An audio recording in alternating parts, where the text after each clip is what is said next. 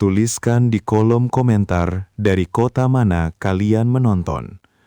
Semoga yang like dan subscribe channel ini dimudahkan segala urusannya, dilapangkan rezekinya, disehatkan badannya, dan dikabulkan semua hajat dunia akhirat oleh Allah Subhanahu wa Ta'ala. Amin ya Rabbal Alamin. Sekarang, mari kita mulai ceritanya. Bau kertas terbakar tipis melayang di udara ruang kerja Baskara, bercampur dengan aroma kopi hitam yang baru diseduh. Di atas meja kayu jati yang mengilap, tumpukan cetak biru proyek lanskap terbaru tampak rapi, kontras dengan remah abu yang baru saja ia sapu ke dalam tempat sampah. Baskara, seorang pria yang seharusnya berada di puncak karier arsitekturnya, berdiri di dekat jendela, membiarkan sinar matahari sore menelanjangi wajahnya yang kini tampak cekung. Ia menelan pil putih besar itu tanpa air, hanya dibantu tegukan kopi pahit. Matanya tertuju pada halaman resep yang baru saja ia musnahkan. Diagnosisnya jelas, namun keputusannya jauh lebih jelas. Pintu terbuka tanpa ketukan. Senja, putri tunggalnya, masuk dengan langkah ringan, membawa gulungan kanvas di tangan. Ia mengenakan kaos kebesaran yang belepotan cat akrilik, aura optimisme muda yang tak tersentuh masalah. "Ayah, aku mencium bau asap," kata Senja, meletakkan gulungan itu di sofa kulit. "Kau tidak merokok lagi, kan?" Baskara berbalik. Senyumnya terasa seperti topeng yang dipasang terburu-buru. Ia memaksakan tawa kecil. "Hanya sampah lama, Nak. Laporan keuangan yang sudah tidak relevan." Ia berjalan ke dispenser air. Langkahnya sedikit kaku, seolah ada engsel yang berkarat di pinggulnya. Senja tidak melewatkan detail itu, meskipun ia memilih untuk mengabaikannya. "Laporan keuangan? Kenapa tidak dibakar di luar saja?" tanya Senja, mengambil sepotong biskuit dari toples kristal di meja. "Ngomong-ngomong, aku butuh persetujuan untuk membeli cat minyak impor yang baru. Yang lokal tidak bisa menangkap tekstur langit yang aku mau." Baskara menuangkan air ke gelas. Tangannya sedikit gemetar. Ia menahan batuk yang terasa menggelitik di tenggorokannya. "Tentu saja," jawab Baskara. Suaranya terdengar serak. Ia meletakkan gelasnya dan mengambil dompet kulit tebal dari saku jasnya yang tergantung di kursi. "Berapapun yang kau butuhkan, jangan pernah berkompromi dengan kualitas, Senja. Itu prinsip." Senja tersenyum lebar. Ayah memang yang terbaik. Ia mendekat, tetapi kemudian raut wajahnya berubah sedikit khawatir saat melihat lingkaran hitam di bawah mata Baskara. Ayah terlihat sangat lelah. Proyek di Bogor itu benar-benar menguras tenaga, ya? Baskara mengibaskan tangannya seolah mengusir nyamuk. "Hanya usia, Nak. Dan tuntutan klien yang menggila. Kau tahu, mereka ingin taman yang terlihat seperti hutan Amazon, tapi dengan biaya perawatan ala kebun belakang rumah." Ia terbatuk. Kali ini batuknya lebih dalam, lebih kering, dan ia harus memegang dadanya sejenak.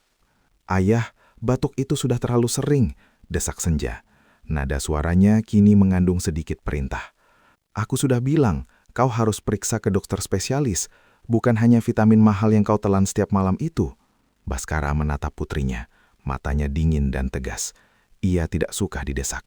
"Aku sudah periksa, Senja," kata Baskara, menekankan setiap kata dengan koma strategis. "Hanya alergi debu, atau mungkin aku terlalu banyak minum kopi. Kau tidak perlu khawatir, aku tahu apa yang aku lakukan." Ia mengeluarkan beberapa lembar uang tunai dari dompetnya, jumlah yang jauh melebihi harga cat minyak termahal sekalipun. "Ini," kata Baskara, menyerahkan uang itu. "Ambil ini. Dan setelah kau selesai dengan pameranmu, kita akan ke Paris. Kau bisa melihat langsung lukisan Monet yang selalu kau puja. Bagaimana?" Senja terdiam, matanya langsung berbinar melihat janji Paris. Kekhawatiran tentang batuk ayahnya langsung tergeser ke sudut pikiran. "Paris?" Senja menarik nafas panjang. "Ayah, Kau serius? Itu akan luar biasa. Aku tidak pernah main-main soal kebahagiaanmu, kata Baskara. Senyumnya kini terasa lebih tulus, meskipun matanya tetap menyimpan kelelahan yang tak terperi. Ia menepuk bahu Senja, lalu berjalan ke meja kerjanya, memunggunginya. Sekarang pergilah. Aku harus menyelesaikan beberapa perhitungan yang rumit. Jangan ganggu aku sampai makan malam. Senja mengangguk riang. Uang tunai itu sudah aman di sakunya. Ia keluar dari ruangan, meninggalkan Baskara sendirian. Begitu pintu tertutup, Baskara ambruk ke kursi. Ia meraih botol air dan meneguknya cepat. Lalu mengeluarkan sebotol kecil pil lain, pil yang jauh lebih murah dan tidak berlabel, dari saku celana kerjanya yang tersembunyi di laci bawah. Ia menelan pil itu, lalu memejamkan mata, menahan rasa sakit yang menusuk di perutnya. Batuknya kembali. Kali ini lebih parah, dan ia harus menutup mulutnya dengan tangan. Ketika ia menarik tangannya, ada sedikit noda gelap, hampir hitam, di telapak tangannya. Baskara menghela napas panjang. Lalu menyeka noda itu dengan tisu dan membuangnya ke tempat sampah. Aku harus bertahan sedikit lebih lama. Sedikit lagi, sampai semua ini selesai. Senja tidak boleh tahu. Dia tidak boleh tahu bahwa semua ini bukan tentang penyakit. Beberapa minggu setelah janji Paris itu, topeng Baskara mulai retak. Batuknya tidak lagi hanya terjadi di malam hari. Kini, setiap kali ia tertawa, atau bahkan hanya menarik nafas terlalu dalam, suara serak itu akan muncul, diikuti oleh kejang yang membuat bahunya terangkat. Ia juga mulai pincang, meskipun selalu beralasan bahwa ia baru saja menjatuhkan tumpukan buku tebar di kakinya. Suatu sore, Senja menemukan Baskara berdiri di depan cermin kamar mandi, menatap perutnya yang kini cekung. Ketika Baskara menyadari kehadiran Senja, ia segera menarik kemejanya ke bawah. "Kau terlihat sangat kurus, Ayah," kata Senja, mencoba terdengar santai, sambil menyandarkan bahu di kusen pintu. Baskara menyisir rambutnya yang mulai menipis. "Ah, ini tren baru, Senja," katanya, memaksakan senyum. "Diet karbohidrat. Kau tahu, menjaga penampilan di usia Senja." "Ini bukan diet, Ayah," desak Senja, melangkah mendekat. "Kau harus periksa. Aku bisa membuat janji dengan dokter spesialis terbaik di kota." "Kita bisa ke Mount Elizabeth. Mereka punya peralatan terbaik." Baskara meletakkan sisirnya. Ia menatap pantulan Senja di cermin, matanya dingin. "Aku sudah bilang, aku baik-baik saja," katanya, suaranya rendah dan berwibawa.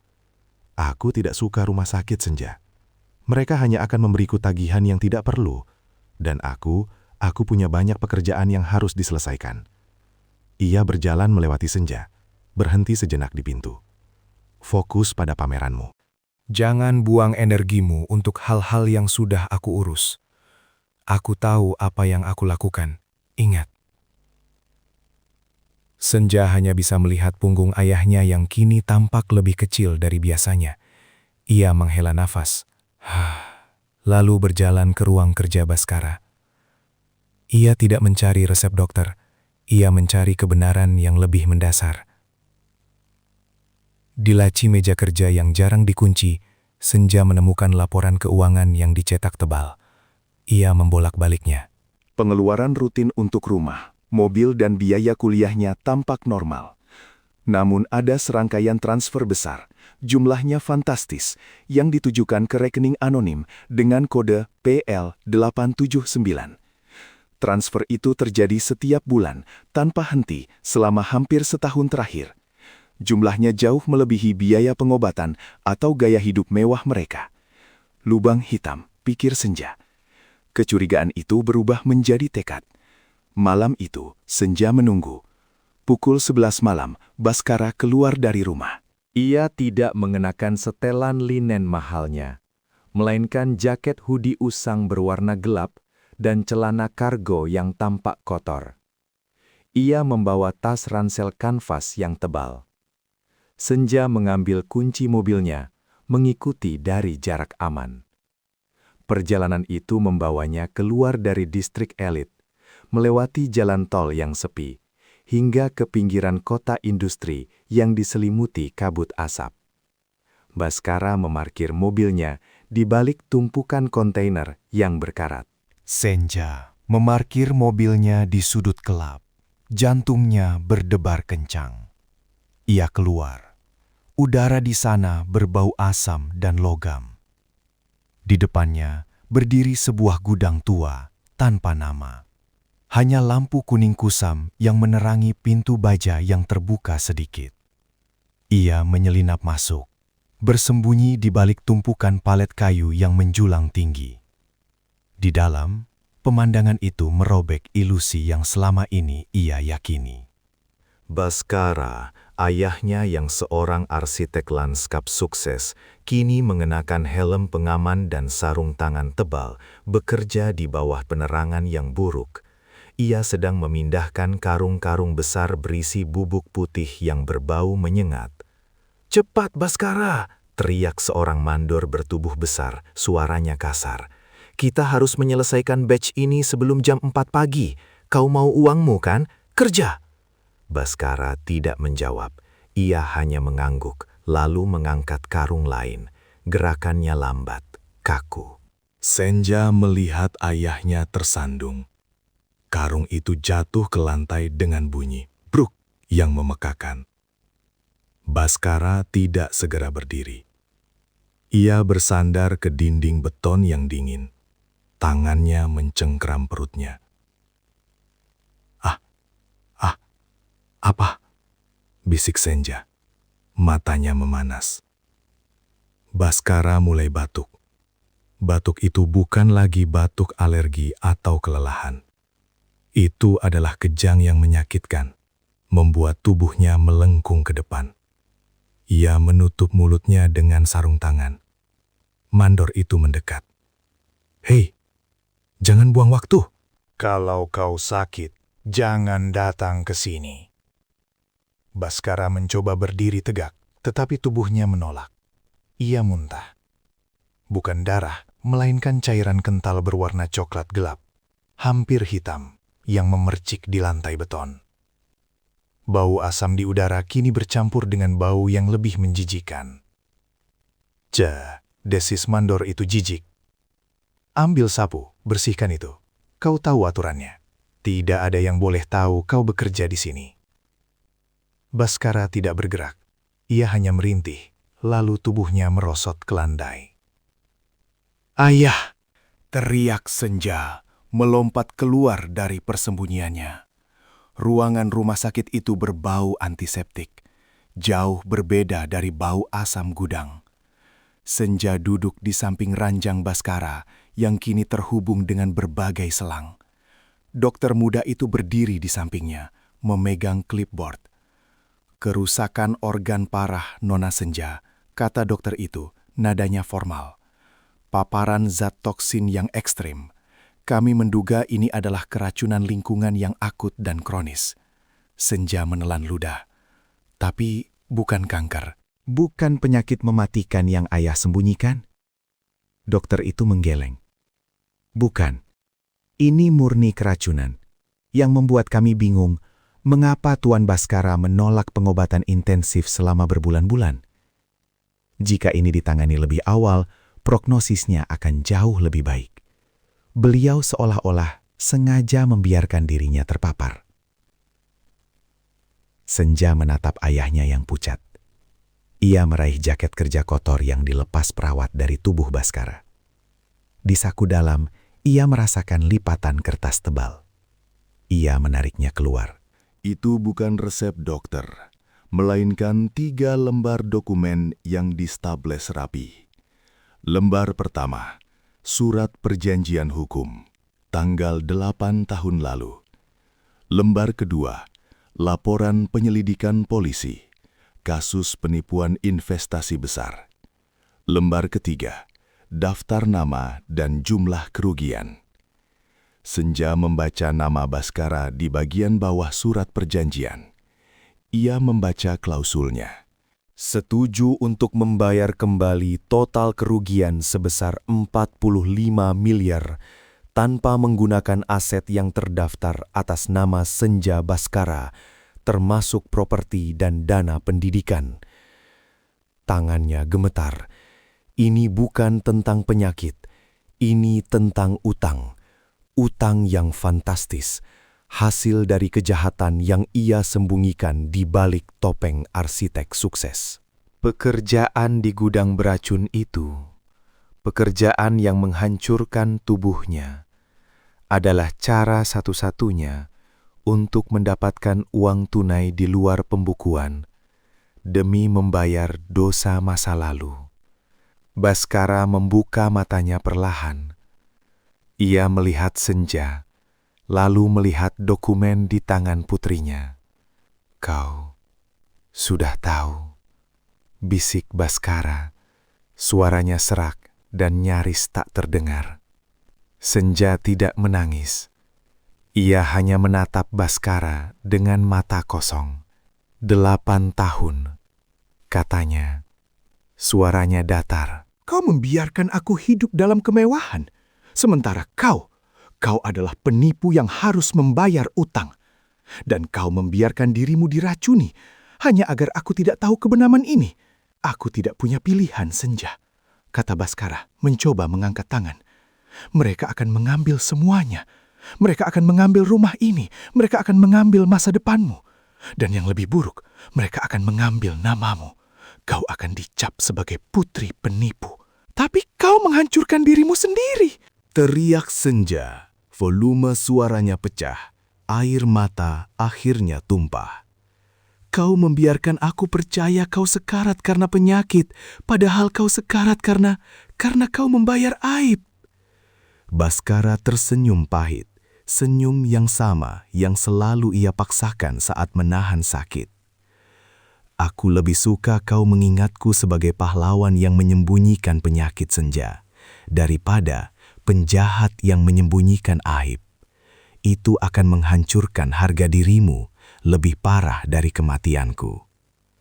Ia memejamkan mata, napasnya dangkal. Maafkan, bisiknya. Aku hanya ingin kau tetap bersih. Senja duduk di sana. Dokumen itu jatuh ke lantai. Ia melihat ayahnya, monumen pengorbanan yang kini hancur. Bukan oleh penyakit, melainkan oleh pilihan moral yang mengerikan. Rumah, pendidikan, dan janji Paris, semuanya dibangun di atas racun dan kebohongan. Aku tidak hanya gagal melihat penderitaan fisiknya, pikir Senja, menatap bayangan Baskara di dinding. Aku gagal melihat bahwa pengorbanan terbesarnya adalah membiarkan dirinya dihancurkan, agar aku bisa tetap percaya pada ilusi kesempurnaan yang ia ciptakan.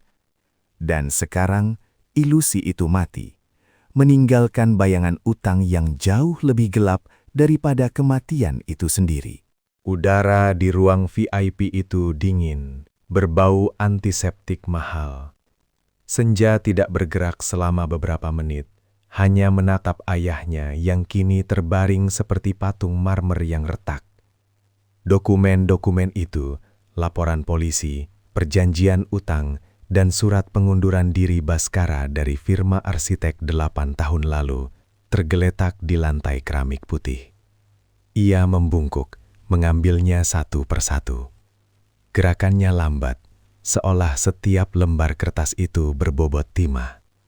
"Kau bilang ini..." Ganti rugi, kata Senja, suaranya nyaris tanpa intonasi, sambil membalik halaman laporan keuangan yang menunjukkan transfer dana fantastis ke rekening anonim. Baskara membuka matanya sedikit. Ia mencoba menggerakkan kepalanya, tetapi hanya menghasilkan erangan pelan. Itu bukan ganti rugi, Senja. Itu pelunasan, katanya, napasnya bergetar. Ia mencoba tersenyum, tetapi hanya menghasilkan kerutan menyakitkan di sudut bibirnya. Senja meletakkan dokumen itu di meja samping. Bunyinya tajam memecah keheningan. Ia mengambil gelas air di nakas, menuangkan isinya ke wastafel, lalu mengisinya lagi. Tindakan yang tidak perlu, tapi mengisi keheningan yang mencekik. Pelunasan yang membuatmu harus bekerja di gudang beracun itu, kata Senja tanpa menoleh. Kau bisa saja menjual rumah ini, Ayah. Kau bisa saja memberitahuku kebenarannya dan membiarkanmu dicap sebagai putri penipu. Baskara menggeleng pelan, gerakan yang jelas menyakitinya. Tidak, rumah ini, pendidikanmu, janji Paris, itu adalah benteng. Aku tidak akan membiarkan mereka mengambil itu darimu, dan aku tidak akan membiarkan mereka mengambil namamu. Tapi kau membiarkan dirimu diracuni, desak Senja, mencondongkan tubuhnya ke depan, menatap wajah ayahnya yang kini pucat pasi. Kau membiarkan aku percaya bahwa kau sekarat karena penyakit, agar aku tidak tahu bahwa kau sekarat karena aib. Itu pilihan yang lebih mudah, Nah, bisik Baskara, suaranya serak seperti pasir. Kematian karena penyakit adalah tragedi yang bisa dimaafkan. Kematian karena aib, itu kehancuran total. Aku memilih yang pertama demi menjaga harga dirimu. Senja menarik napas panjang, menahan getaran di bahunya. Ia melihat selang infus yang menancap di lengan Baskara. Dan uang yang kau bayarkan ini, apakah sudah cukup? Baskara terbatuk kering. Terdengar seperti gesekan amplas di tenggorokannya. Hampir, tinggal 1 kali transfer besar lagi. Aku sudah merencanakannya sebelum aku kolaps. Merencanakannya dengan mengorbankan ginjalmu, potong Senja dingin. Ia mengambil selimut tipis dan merapikannya di dada Baskara. Gerakannya mekanis dan tanpa kehangatan. Kau tahu, dokter bilang prognosismu akan jauh lebih baik jika kau memulai pengobatan intensif sejak awal. Kau sengaja menolaknya, bukan? Baskara memejamkan mata. Aku tidak bisa membiarkan catatan medis itu sampai ke asuransi. Mereka akan tahu aku bekerja di tempat yang tidak seharusnya. Mereka akan tahu aku mencari uang tunai di luar pembukuan. Dan mereka akan tahu bahwa aku sedang membayar utang. Kau memilih mati sebagai pahlawan yang menyembunyikan penyakit, kata Senja. Suaranya kini bergetar. Daripada hidup sebagai penjahat yang menyembunyikan aib, aku hanya ingin kau bersih. Ulang, Baskara. Kata-kata itu terasa berat dan lambat. Ia mencoba meraih tangan Senja lagi. Kali ini berhasil menyentuh ujung jari putrinya. Aku minta maaf, Senja. Aku minta maaf karena aku harus menghancurkan ilusi kesempurnaanmu. Senja menarik tangannya kembali, seolah sentuhan itu membakar. Ia mundur selangkah, menatap Baskara, monumen yang kini runtuh. Ia tidak lagi melihat arsitek sukses yang ia kagumi, melainkan seorang pria yang memilih racun dan kebohongan sebagai jalan penebusan. Aku tidak tahu mana yang lebih buruk, Ayah, kata Senja, menatap jendela yang memantulkan bayangan dirinya yang hampa. Mengetahui kau sekarat karena penyakit, atau mengetahui kau diracuni karena dosa. Baskara hanya bisa menatap langit-langit. Air mata mengalir perlahan dari sudut matanya, membasahi pelipisnya. Aku tidak akan pernah bisa melihat rumah itu lagi tanpa mencium bau gudang beracun. Bisik Senja. Ia mengambil tasnya, bersiap pergi. Kau mau kemana? Tanya Baskara, panik, mencoba menaikkan volume suaranya. Senja, tunggu! Aku harus pergi, kata Senja tanpa menoleh. Aku harus mencari tahu Bagaimana cara melunasi sisa utang itu? Karena aku tidak akan membiarkanmu mati hanya untuk membayar aib yang kau ciptakan. Ia keluar dari ruangan itu, meninggalkan Baskara sendirian dengan mesin-mesin yang berdetak. Aku telah mendapatkan masa depan yang terjamin secara finansial, pikir Senja, menuruni koridor rumah sakit yang panjang. Tetapi kini, masa depan itu ternoda. Aku harus membersihkan nama yang ia lindungi. Bahkan jika itu berarti, aku harus menghancurkan sisa-sisa ilusi yang ia bangun dengan darah dan racun. Senja berjalan cepat menuruni koridor rumah sakit. Bunyi hak sepatunya memantul dingin di langkai marmer. Ia tidak menoleh ke belakang. Tidak ingin melihat lagi pintu kamar tempat ayahnya terbaring. Sebuah monumen yang kini runtuh. Di tangannya, ia menggenggam dokumen perjanjian hukum yang terasa panas.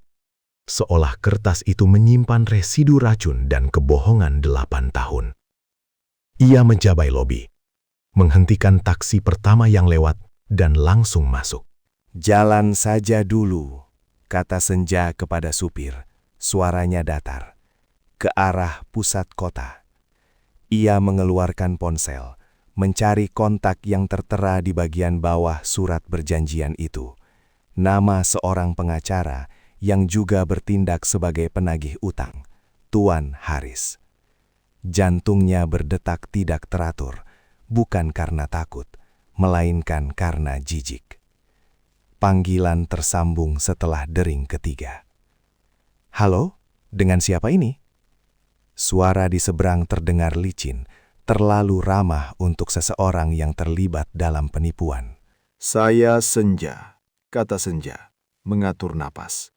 Ia menekan koma strategis, memastikan intonasinya tetap berwibawa. Putri Baskara, saya menelpon mengenai kewajiban yang belum selesai. Ada keheningan singkat di ujung sana. Hanya suara napas yang tertahan. Oh, Nona Senja, saya turut prihatin atas kondisi Baskara. Ia adalah teman lama, rekan bisnis yang sangat kami hormati. Kata Tuan Haris, nada suaranya kini berubah menjadi simpati palsu. Kewajiban apa yang Anda maksud? Saya tidak yakin. Senja memejamkan mata, menahan dorongan untuk berteriak. Ia membuka dokumen itu, menunjuk paragraf yang membahas denda keterlambatan. Jangan buang waktu saya, Tuan Haris. Potong Senja, dingin. Ia mencondongkan tubuh ke depan, seolah ingin menembus gagang telepon. Saya memegang salinan perjanjian ini 8 tahun lalu. Berapa sisa yang harus dibayar, dan berapa lama waktu yang saya miliki? Tuan Haris berdeham. Sisa? Baskara sudah bekerja keras, Nona. Kami tahu itu. Pengorbanannya luar biasa, katanya, menekankan kata pengorbanan dengan nada mengejek. Tapi utang itu fantastis. Anda tahu, bunga berjalan. Dan ada klausul tertentu yang harus kita bahas. Senja mengetuk-ngetuk jendela taksi dengan ujung jarinya, irama yang cepat dan tegang. Klausul apa? Katakan jelas, tuntut Senja. Klausul yang memastikan bahwa jika Baskara gagal membayar tepat waktu, aset yang tidak terdaftar atas nama Anda akan kami sita. Itu termasuk aset yang ia gunakan untuk proyek gudang itu. Gudang tempat ia bekerja. Senja tertawa pendek, hampa. Gudang itu? Itu bukan aset, Tuan Haris. Itu tempat ia meracuni dirinya sendiri. Itu tempat ia memilih mati perlahan, hanya untuk memastikan Anda tidak menyentuh rumah ini. Tuan Haris menghela napas panjang, seolah Senja adalah anak kecil yang rewel. Itu pilihan Baskara, Nona. Kami hanya menagih. Kami tidak peduli bagaimana ia mendapatkan uangnya, selama uang itu tunai. Jika Anda ingin melunasi, Anda harus membayar tunai. Jumlahnya 3 miliar. Dan kami butuh kepastian dalam 2 minggu ke depan. 3 miliar. Angka itu menghantam Senja seperti palu godam. 2 minggu. 3 miliar. Ulang Senja. Suaranya kini lebih pelan tetapi lebih tajam. 2 minggu. Saya akan kembali pada Anda, Tuan Haris. Jangan sentuh aset apapun. Saya akan melunasi utang yang diciptakan ayah saya. Ia mematikan telepon tanpa menunggu jawaban. Ia menatap pantulan dirinya di kaca jendela taksi. Wajahnya pucat, tetapi matanya membara dengan determinasi yang baru. "Nona, kita mau kemana?" tanya supir taksi, bingung.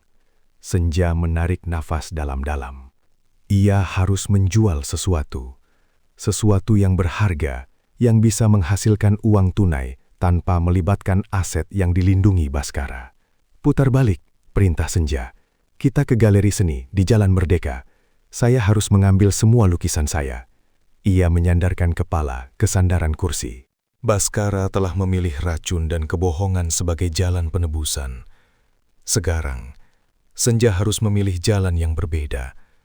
Ia harus menjual masa depannya, menjual mimpinya, untuk membersihkan nama yang ayahnya lindungi dengan nyawanya. 3 miliar, pikir Senja, memejamkan mata. Aku harus menghancurkan ilusi yang ia bangun dengan darah dan racun, hanya untuk memastikan ia tidak mati sebagai penjahat. Aku harus menjadi penagih utang bagi diriku sendiri. Udara di Galeri Merdeka terasa dingin, berbau pernis mahal dan kesunyian yang disengaja. Senja melangkah melewati patung perunggu yang ia kenali, merasakan ironi yang menusuk. Tempat ini adalah kuil bagi mimpinya. Tempat ia menyimpan janji masa depan yang kini harus ia jual. Tuan Adrian, pemilik galeri, seorang pria paruh baya dengan dasi sutra dan kacamata berbingkai emas, menatap Senja dari balik meja mahoni. Ekspresinya adalah campuran antara kekaguman profesional dan kebingungan yang sopan. "Nona Senja, sungguh kejutan," kata Tuan Adrian, menyesap kopi dari cangkir porselen tipis. "Saya kira Anda sedang sibuk dengan tugas akhir. Ada apa datang terburu-buru seperti ini?" Senja meletakkan tas tangannya di lantai, memastikan suaranya terdengar datar, tidak menunjukkan kepanikan yang merayap di tenggorokannya. Ia harus menjadi putri Baskara yang sempurna, tenang, berwibawa, dan mampu mengendalikan situasi. Saya datang untuk mengambil semua koleksi saya, Tuan Adrian, kata Senja mencondongkan tubuh sedikit ke depan. Yang dipajang, yang disimpan, semua. Tuan Adrian meletakkan cangkirnya perlahan, menimbulkan bunyi klik yang tajam. Ia menyandarkan punggung ke kursi kulitnya. "Semua? Nona Senja, ini mendadak sekali. Lukisan Anda sedang diapresiasi, terutama yang seri keterasingan itu. Kami baru saja menerima tawaran yang cukup menjanjikan dari kolektor di Singapura." "Batalkan tawaran itu," potong Senja cepat. Ia mengeluarkan selembar kertas dari tasnya, surat pembatalan kontrak penyimpanan yang sudah ia tanda tangani di taksi. "Saya akan membatalkan kontrak penyimpanan. Saya butuh semua lukisan itu, segera." Tuan Adrian mengambil kertas itu, matanya bergerak cepat membaca klausul denda. Ia mendongak, alisnya terangkat. "Membatalkan? Anda tahu, etika pasar seni tidak bekerja seperti ini, Nona. Lukisan tidak dijual seperti sayuran di pasar, apalagi ditarik mendadak. Ini bisa merusak reputasi Anda dan reputasi galeri kami." Senja menahan diri untuk tidak memukul meja. Ia tahu Adrian hanya memikirkan persentase dan nama baik. "Saya tidak peduli etika Tuan Adrian," balas Senja, suaranya rendah dan tajam. Ia menunjuk ke kertas di tangan Adrian. "Saya akan membayar denda pembatalan, berapapun. Saya hanya butuh lukisan itu keluar dari sini, hari ini." "Dan untuk apa, jika boleh tahu?" Tanya Adrian, nadanya kini lebih dingin. Apakah Anda akan memindahkannya ke galeri lain? Atau apakah Anda sedang terdesak? Senja tersenyum tipis, senyum yang tidak mencapai matanya. Saya sedang terdesak, Tuan Adrian. Terdesak untuk menjualnya. Saya butuh uang, tunai. Adrian menghela napas panjang, menunjukkan betapa tidak profesionalnya permintaan ini. Ia mengambil pulpen emasnya dan mengetuk-ngetuk meja. Ayah Anda, Baskara, selalu menekankan pentingnya proses dan nilai sebuah karya. Ia selalu memastikan Anda tidak pernah terburu-buru. Apakah ini proyek baru yang ia setujui? Nama Baskara terasa seperti garam yang ditaburkan di luka terbuka. Baskara yang membangun ilusi kesempurnaan yang kini memaksa Senja menghancurkan mimpinya sendiri. Ini adalah proyek yang sangat mendesak Tuan Adrian, jawab Senja menatap lurus ke mata Adrian. Proyek yang harus dibayar dengan harga yang tidak pernah saya bayangkan. Dan ya, ayah saya akan setuju. Dia selalu memastikan utangnya lunas. Adrian terdiam. Ada sesuatu dalam tatapan Senja yang membuatnya berhenti bertanya. Bukan kesedihan, melainkan determinasi yang keras, seperti baja yang baru ditempa. Baiklah, kata Adrian, akhirnya menyerah. Ia mulai menulis di kertas itu. Kami akan menyiapkan semua lukisan Anda. Tapi, Nona Senja, jika Anda menjualnya secara pribadi, Anda harus berhati-hati. Penjualan cepat akan mendevaluasi karya Anda. Anda akan kehilangan banyak. Saya tahu, kata Senja, berdiri. Ia meraih tasnya. Saya tidak sedang mencari apresiasi, Tuan Adrian. Saya sedang mencari likuiditas. Ia berbalik menuju pintu, tetapi Adrian memanggilnya lagi. Nona Senja, panggil Adrian. Jika ini masalah keuangan, mengapa tidak bicara pada ayah Anda? Baskara adalah pria yang sangat kaya. Ia pasti bisa membantu. Senja berhenti di ambang pintu, punggungnya menghadap Adrian. Ia menarik napas, merasakan bau cat minyak yang dulu ia cintai, kini terasa seperti bau pengorbanan. Ayah saya, kata Senja. Suaranya bergetar sedikit, tetapi ia mengendalikan diri. Ayah saya sudah membayar terlalu banyak. Sekarang giliran saya yang membayar sisanya. Tolong siapkan lukisan itu. Saya akan mengirim kurir dalam 2 jam. Ia keluar dari galeri, meninggalkan Adrian yang masih duduk di kursinya, menatap surat pembatalan kontrak dengan bingung. Di luar, cahaya matahari terasa menyengat. Senja berjalan cepat menuju taksi yang menunggunya. 3 miliar. Ia harus menjual semua yang ia miliki, semua yang ia ciptakan dengan tangannya sendiri, untuk melunasi dosa yang diciptakan ayahnya dengan kebohongan. Ia membuka pintu taksi dan duduk. Ia memejamkan mata, membayangkan kanvas-kanvasnya, setiap sapuan kuas yang menyimpan harapan dan ambisi. Kini, semua itu hanyalah tumpukan uang tunai yang harus ia tukarkan dengan kebebasan Baskara. Aku harus menjual jiwaku hanya untuk memastikan ia tidak mati sebagai penjahat, pikir Senja. Dan ironisnya, ia akan tetap berpikir aku menjualnya demi masa depanku, bukan demi masa lalunya yang busuk. Bau antiseptik yang tajam menusuk hidung Senja, memotong bau cat minyak dan debu galeri yang masih menempel di pakaiannya. Ia baru saja tiba, terengah-engah, setelah menerima telepon panik dari seorang mandor gudang yang tidak ia kenal.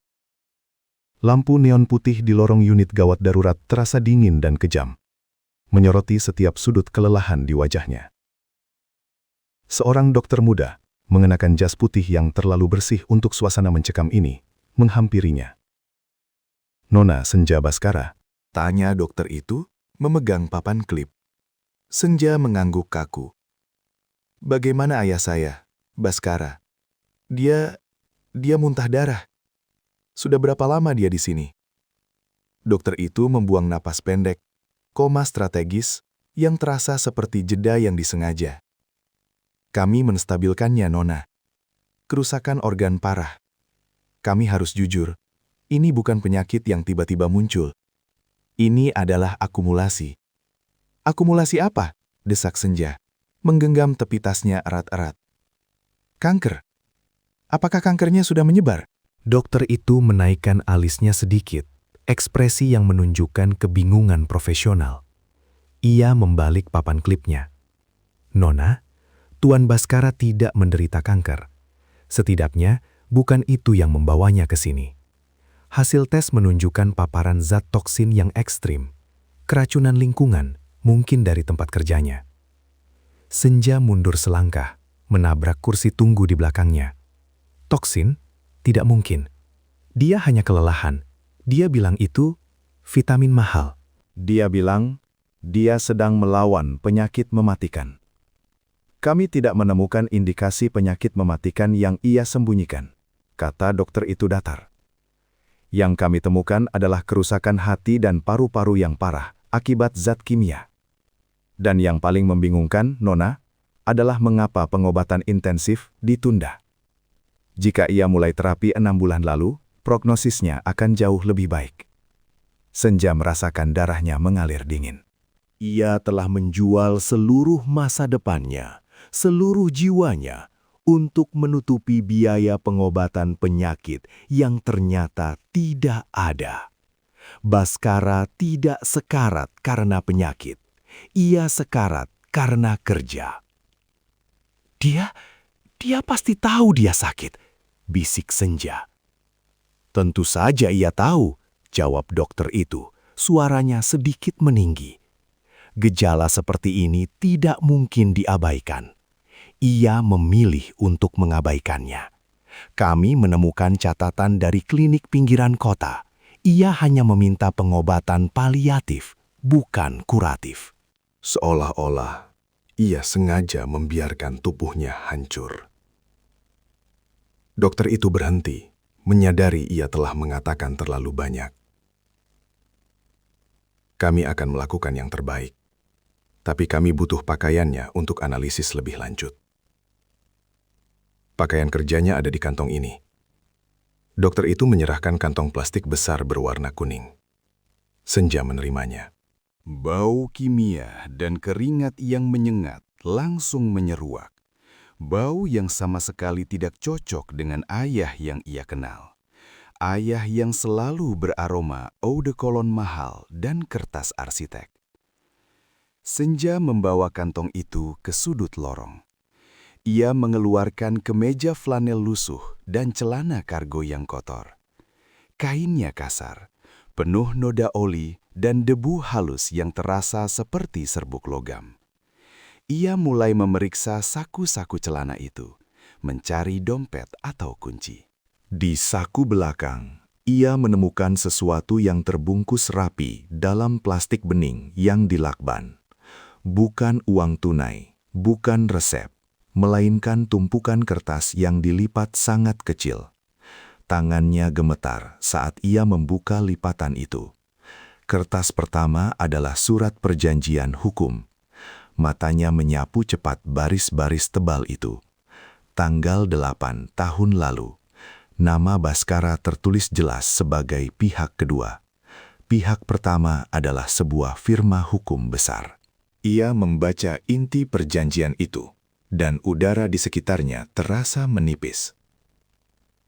Pihak kedua mengakui keterlibatannya dalam skema penipuan investasi PT Surya Kencana, kasus 2016, dan setuju untuk membayar ganti rugi penuh sebesar 18,7 miliar kepada para korban. Pembayaran harus dilakukan secara tunai, di luar pembukuan aset resmi yang terdaftar atas nama anak kandung pihak kedua, Nona Senja Baskara. Kegagalan dalam pembayaran akan mengakibatkan tuntutan hukum dan publikasi penuh atas aib pihak kedua. Senja menjatuhkan kertas itu. Suara kertas yang jatuh di lantai marmer yang dingin terdengar seperti ledakan di telinganya. 18 miliar. Bukan 3 miliar. Bukan asuransi. Ini adalah hutang moral, hutang kriminal. Ia meraih kertas kedua, laporan penyelidikan polisi yang sudah usang. Di sana, Baskara digambarkan sebagai rekan yang terlibat dalam penipuan yang merugikan ratusan keluarga. Seluruh fondasi kehidupannya, rumah mewah, biaya kuliah seni yang fantastis, perjalanan ke Eropa, semua itu bukan hasil kerja keras seorang arsitek lanskap sukses. Itu adalah aset yang diselamatkan dari penyitaan. Aset yang dilindungi oleh perjanjian rahasia yang mengharuskan Baskara membayar dosa-dosanya secara tunai di luar sistem. Pekerjaan di gudang beracun itu, batuk kronis, muntah cairan gelap, itu semua adalah harga yang harus ia bayar untuk menjaga ilusi kesempurnaan senja. Ia tidak sedang mencari uang asuransi kematian. Ia sedang membayar cicilan dosa. Senja berdiri di sana, mematung, menatap dokumen yang meruntuhkan 18 tahun kebahagiaan yang ia yakini. Beberapa jam kemudian, Baskara dipindahkan ke kamar perawatan intensif. Ia terlihat sangat kecil di ranjang besar itu, kulitnya pucat kekuningan.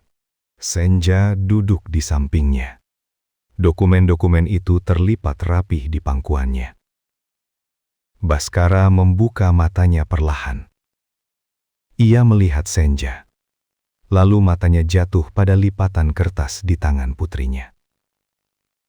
Ekspresi di wajahnya bukan lagi kesakitan fisik, melainkan rasa malu yang mendalam. Senja. Suaranya serak dan nyaris tak terdengar. Kau tidak sakit, Ayah, kata Senja. Suaranya datar, tanpa emosi. Ia menatap Baskara. Tidak ada air mata, hanya kekosongan. Kau meracuni dirimu sendiri. Kau memilih pekerjaan itu. Kau memilih untuk mati perlahan. Baskara mencoba mengangkat tangannya, tetapi gagal. Aku harus melindungimu. Aku tidak ingin kau tahu siapa ayahmu sebenarnya. Kau membiarkan aku percaya kau adalah pahlawan yang sekarat karena penyakit. Potong Senja, nadanya dingin seperti baja. Padahal kau adalah penjahat yang membayar dosa masa lalu. Kau lebih memilih aku membencimu karena kebohongan tentang penyakit daripada membencimu karena kebenaran tentang aib. Aku tidak ingin kau kehilangan semuanya. Baskara berbisik. Air mata menggenang di sudut matanya yang cekung. Rumahmu, masa depanmu, itu semua harus bersih. Aku harus membayar utang itu sendiri. Senja meletakkan dokumen itu di meja samping. Ia meraih tangan Baskara yang kurus, bukan dengan kelembutan, melainkan dengan cengkraman yang kuat. Aku sudah menjual semua lukisanku, Ayah, kata Senja. 3 miliar. Aku pikir aku harus membayar biaya pengobatanmu. Aku pikir aku harus menyelamatkanmu dari kematian. Baskara menutup matanya. Rintihan kecil lolos dari bibirnya. Maafkan. Kau tidak perlu meminta maaf karena sakit, Ayah, kata Senja, mencondongkan tubuhnya ke depan. Kau harus meminta maaf karena menghancurkan ilusi kesempurnaan yang kau bangun dengan kebohongan. Aku tidak hanya kehilangan ayah yang sehat, aku kehilangan ayah yang aku kenal. Ia melepaskan tangan Baskara. Baskara terbatuk, batuk kering yang menyakitkan. Aku Tidak menyesalinya, kata Baskara, menatap langit-langit. Aku akan melakukannya lagi. Demi kau. Senja berdiri, berjalan ke jendela. Di luar, kota terlihat sibuk. Tidak peduli dengan drama moral yang terjadi di kamar ini. Ia menatap pantulan dirinya di kaca. Wajahnya terlihat asing, seperti wajah seseorang yang baru saja kehilangan segalanya. Meskipun secara finansial, ia baru saja diselamatkan. Aku tidak hanya harus hidup dengan beban dosa masa lalunya, pikir Senja, menekan telapak tangannya ke kaca yang dingin. Aku harus hidup dengan kenyataan bahwa ia lebih memilih mati sebagai pahlawan yang menyembunyikan penyakit, daripada hidup sebagai penjahat yang menyembunyikan aib. Dan aku, putrinya, kini harus membayar harga moral dari pengorbanan yang disengaja itu. Udara di ruangan itu terasa tebal, berbau antiseptik dan penyesalan yang belum terucapkan. Senja masih berdiri di dekat jendela, punggungnya menghadap tempat tidur, membiarkan keheningan yang panjang mengisi ruang antara mereka. Baskara tidak bergerak. Hanya bunyi monitor jantung yang monoton yang mengisi keheningan. Sebuah ritme yang kini terasa seperti hitungan mundur yang telah dihentikan secara paksa. Senja memutar cincin di jarinya. Gerakan kecil yang menunjukkan kegelisahan besar. Ia tidak lagi melihat pantulan dirinya di kaca. Ia melihat keluar, ke arah kota yang kini terasa seperti panggung sandiwara besar yang baru saja ia tinggalkan. 3 miliar, kata Senja tanpa menoleh. Ia akhirnya berbalik, berjalan perlahan ke kursi di samping ranjang. Uang yang aku dapat dari menjual semua lukisanku, untuk apa sekarang? Baskara membuka matanya sedikit. Kelopak matanya terlihat berat dan kelelahan. Ia mencoba menggerakkan kepalanya, tetapi gagal. Simpan, itu milikmu. Aku sudah membereskan sisanya. Membereskan, ulang Senja, suaranya datar, tanpa intonasi. Ia mengambil gelas air di meja samping, membiarkan es di dalamnya beradu dengan bunyi klak yang tajam. Kau membereskan utangmu dengan merusak ginjal dan paru-parumu sendiri. Itu bukan membereskan ayah, itu bunuh diri yang diperlambat. Baskara mencoba mengangkat tangan, gerakan yang menyakitkan. Aku harus memastikan kau tidak terseret. Mereka akan mengambil semuanya. Reputasi, uang, nama baik. Dan kau memilih reputasi yang lebih baik di mata publik dengan mengorbankan nyawamu sendiri. Potong Senja, meletakkan gelas itu kembali tanpa meminumnya. Kau tahu, aku menjual lukisan-lukisan itu dengan bangga. Aku pikir aku menyelamatkan pahlawan yang sakit. Ternyata aku hanya menutupi jejak seorang penipu yang sedang membayar cicilan dosanya. Aku bukan penipu, Baskara berbisik. Suaranya serak dan kering.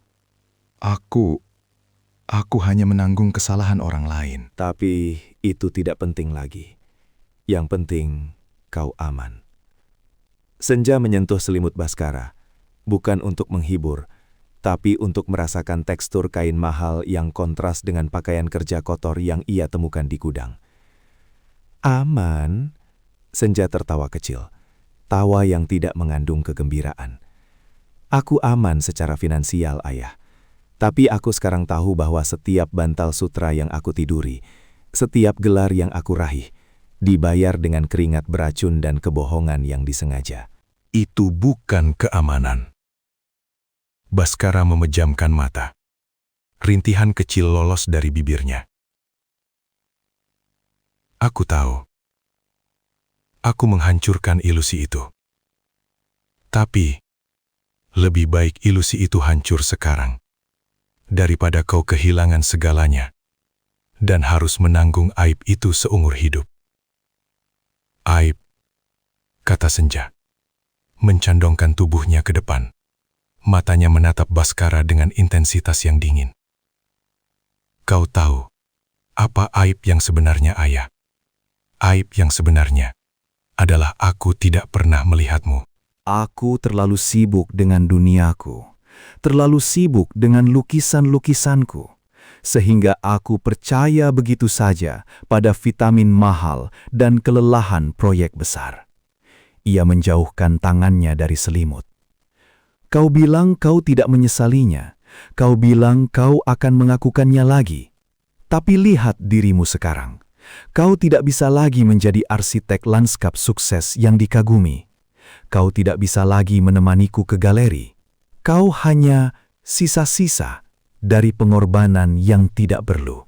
Baskara membuka matanya lagi. Kali ini ada determinasi yang menyakitkan di sana. Aku akan pulih. Aku akan tetap menjagamu. Kau tidak akan pulih, Ayah, kata Senja. Suaranya tegas. Dokter bilang kerusakannya permanen. Kau akan hidup, ya. Tapi kau akan hidup sebagai pengingat abadi bahwa aku hidup di atas kebohongan yang kau ciptakan. Itu adalah hukumanmu, dan itu adalah hukuman keduaku. Baskara terbatuk, batuk kering yang menyakitkan, dan Senja tidak bergerak untuk membantunya. Ia hanya menunggu batuk itu mereda. Aku hanya ingin kau bahagia. Baskara berhasil berbisik. Napasnya terengah. Kebahagiaan yang dibangun di atas pasir beracun tidak akan bertahan lama, balas Senja. Ia berdiri, mengambil tasnya. Aku akan mengurus administrasi rumah sakit. Dan aku akan mengurus uang 3 miliar itu. Aku akan menggunakannya untuk membayar perawat yang akan menjagamu. Karena aku tidak yakin aku bisa melihatmu setiap hari tanpa mengingat gudang tua itu. Ia berjalan menuju pintu, tangannya memegang gagang pintu yang dingin. Senja, panggil Baskara. Suaranya hampir tidak terdengar. Senja berhenti, tetapi tidak menoleh.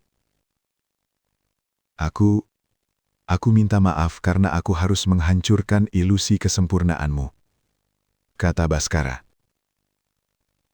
Kau tidak perlu meminta maaf karena menghancurkan ilusi ayah, kata Senja. Nadanya seperti es yang pecah. Kau harus meminta maaf karena membuatku berpikir bahwa aku harus menyelamatkanmu dari kematian. Padahal yang sebenarnya harus aku lakukan adalah menyelamatkanmu dari dirimu sendiri. Ia membuka pintu, meninggalkan Baskara sendirian dengan bunyi monitor yang monoton. Senja berjalan di koridor rumah sakit yang panjang, langkahnya mantap, tetapi jiwanya terasa hampa. Ia telah memenangkan pertarungan finansialnya, tetapi kalah dalam perang melawan waktu dan toksin. Ia tahu, ia tidak akan pernah bisa melihat ayahnya sebagai pahlawan yang sakit lagi. Ia hanya melihat seorang pria yang memilih cara paling menyakitkan untuk menebus dosa. Dan kini, ia harus menanggung warisan moral dari penebusan itu. Aku tidak hanya harus hidup dengan kebenaran yang pahit, pikir Senja, menekan telapak tangannya ke dinding koridor yang dingin. Aku harus hidup dengan kenyataan bahwa aku, putrinya, kini harus membayar harga moral dari pengorbanan yang disengaja itu. Dan harga itu jauh lebih mahal daripada 3 miliar. Senja kembali ke kamar Baskara sore harinya. Cahaya matahari sudah miring, menciptakan bayangan panjang di lantai vinil rumah sakit. Udara di ruangan itu terasa terlalu bersih, terlalu steril, kontras dengan bau kimia yang masih melekat samar di ingatan Senja. Baskara terlihat lebih kecil di ranjangnya, selang infus menempel di punggung tangannya yang pucat. Monitor jantung berbunyi pelan, ritmis, dan monoton. Senja meletakkan tas kertas berisi makanan di meja samping. Ia tidak menatap ayahnya, melainkan sibuk membuka tirai sedikit, membiarkan cahaya sore yang keemasan menyentuh wajah Baskara. Kau kembali, kata Baskara, suaranya serak, hampir tidak terdengar. Ia mencoba mengangkat tangan kanannya, gerakan yang terasa berat dan menyakitkan. Senja meletakkan bubur di meja, memutar tutupnya dengan bunyi cek yang tajam. Aku membawa bubur yang paling mahal di sini, katanya. Tanpa melihat, ia sibuk merapikan selimut. Dokter bilang kau butuh nutrisi. Aku sudah membayar perawat untuk shift malam. Mereka akan datang sebentar lagi. Aku tidak butuh perawat, Baskara berbisik, matanya mengikuti setiap gerakan Senja. Aku butuh kau. Senja mengambil gelas air dan sedotan. Ia berjalan ke sisi ranjang, tetapi menjaga jarak aman. Aku tidak bisa, Ayah. Aku harus memastikan kau tidak mencoba melarikan diri lagi, atau mencari pekerjaan yang lebih beracun dari yang terakhir, katanya, menekan sedotan ke bibir Baskara. Gerakannya mekanis. Baskara menolak air itu dengan gelengan lemah. Aku tahu kau sudah membaca semuanya. Surat perjanjian itu. 8 tahun kebohongan. Potong Senja. Suaranya datar, tanpa intonasi. Ia menarik tangannya. Bukan penyakit, tapi penipuan. Bukan pahlawan yang sakit, tapi penjahat yang membayar utang. Baskara menghela napas panjang. Matanya terpejam, seolah menahan beban yang tak tertahankan. Aku tahu. Maafkan aku, Senja. Aku tidak menyesali pengorbanan fisik ini. Aku menyesali. Aku harus menghancurkan ilusi kesempurnaanmu. Senja mengambil sendok bubur, mengaduknya perlahan. Ilusi itu sudah hancur, katanya, menatap monitor jantung yang berkedip hijau. Dan sekarang, aku harus hidup dengan warisan moralnya. Kau memberiku rumah yang bersih, Ayah. Tapi kau menodai fondasinya dengan lumpur. Aku hanya ingin kau aman. Baskara menekankan kata itu, membuka mata. Ada keputusasaan yang nyata di sana. Aku tidak ingin kau menanggung aib itu. Aku lebih memilih kau membenciku karena aku memilih mati sebagai pahlawan yang sakit, daripada kau membenciku karena aku hidup sebagai penipu yang menghancurkan ratusan keluarga. Senja menyendok bubur itu, tetapi tidak memberikannya. Ia hanya memegang sendok di udara. Kau berhasil. Aku tidak membencimu, Ayah. Aku hanya tidak tahu bagaimana cara mencintaimu lagi. Baskara menoleh. Air mata menggenang di sudut matanya. Aku tahu kerusakan organmu permanen, kata dokter. Lanjut Senja. Suaranya tetap stabil.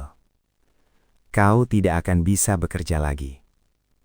Uang 3 miliar itu akan habis untuk biaya pengobatan dan perawat.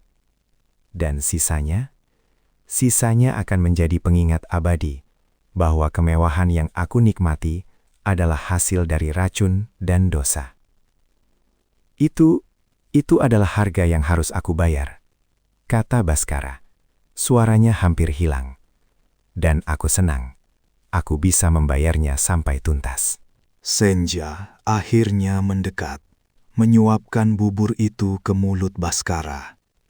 Baskara menelan dengan susah payah. Kau tidak perlu membayar harga itu sendirian lagi, kata Senja, membersihkan sisa bubur di sudut bibir ayahnya dengan tisu. Aku sudah dewasa, Ayah, dan aku sudah tahu kebenarannya. Sekarang, aku yang akan membantumu menanggungnya. Ia meletakkan sendok itu, mengambil gelas air, dan meminumnya sendiri. Ia tidak haus, tetapi ia butuh sesuatu untuk mengisi kekosongan di tenggorokannya. Kau akan baik-baik saja, Senja. Baskara berbisik, matanya memohon. Aku akan baik-baik saja, balas Senja. Ia menoleh ke jendela, melihat lampu-lampu kota mulai menyala. Aku akan menyelesaikan kuliahku. Aku akan menjual beberapa aset yang kau berikan padaku, yang tidak terdaftar atas namamu, untuk memastikan kita punya dana darurat. Jangan. Aku harus, potong Senja. Aku tidak bisa hidup nyaman di atas uang yang seharusnya digunakan untuk membayar utang moral. Aku harus membersihkan namaku sendiri, Ayah. Dan itu dimulai dengan membersihkan warisanmu. Ia berdiri tegak, memandang Baskara yang kini hanya bisa menatap langit-langit. Ia tidak lagi melihat kelelahan yang disembunyikan, hanya kehancuran yang disengaja. Ia telah mendapatkan kebenaran, tetapi kebenaran itu tidak membebaskannya. Aku tidak hanya harus hidup dengan kebenaran yang pahit, pikir Senja, menekan telapak tangannya ke dinding koridor yang dingin. Aku harus hidup dengan kenyataan bahwa aku, putrinya, kini harus membayar harga moral dari pengorbanan yang disengaja itu. Dan harga itu jauh lebih mahal daripada 3 miliar. Itu adalah harga untuk jiwaku sendiri.